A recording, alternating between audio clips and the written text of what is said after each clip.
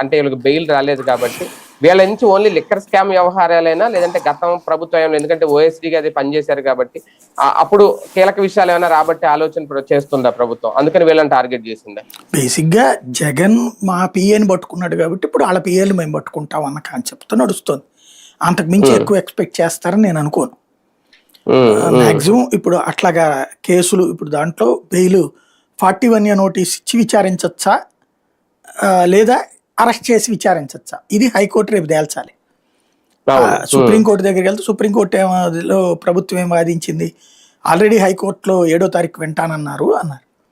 ఈ లోపు అరెస్ట్ చేయకుండా స్టే అన్నదానికి సుప్రీంకోర్టు ఇవ్వలేదు, అదే హెడ్డింగ్ పెట్టారు. కానీ సుప్రీంకోర్టు ఒక గైడెన్స్ ఇచ్చింది, బెయిల్ సంగతి కూడా అరెస్ట్ స్టే సంగతి కూడా నువ్వు తేల్చే 7వ తారీఖు అని.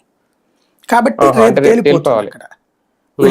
వీళ్ళకి గనక 41A నోటీస్ ఇచ్చి వివరణ తీసుకోండి అన్నారు అనుకోండి, నథింగ్. ఎందుకంటే వీళ్ళు ప్రత్యక్ష పాత్రదారులు కాదు, ఇక్కడ ప్రభుత్వం తరపున వాదన కానీ ఎక్సైజ్ శాఖ వాదన కానీ వీళ్ళు డబ్బులు తీసుకెళ్లి జగన్ దగ్గర నుంచి తీసుకొచ్చి ఇచ్చారు అనేటటువంటి దానికి ఏం లేదు అక్కడ.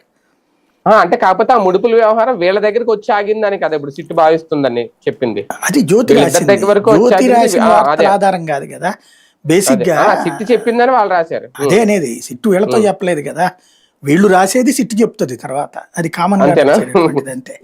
అక్కడ పాయింట్ అలా ఏంటంటే వీళ్ళ క్యాష్ ఇచ్చానని రాజకేశ్వర రెడ్డి ఏమైనా చెప్పాడా, లేదా ఇప్పుడు రాజకేశ్వర రెడ్డి స్టేట్మెంట్ లో నేను వీళ్ళకే ఇచ్చానని రాసుకుంటే అతని సంతకం ఉండాలి దాని మీద. రాజకేశ్వర రెడ్డి మనం చెప్పాడు అన్నటువంటి దాని మీద నేను సంతకం పెట్టలేదని, అతనే సంతకం పెట్టలేదని రిమాండ్ రిపోర్ట్ లో కోర్టుకి ఆల్రెడీ వాళ్లే చెప్పారు.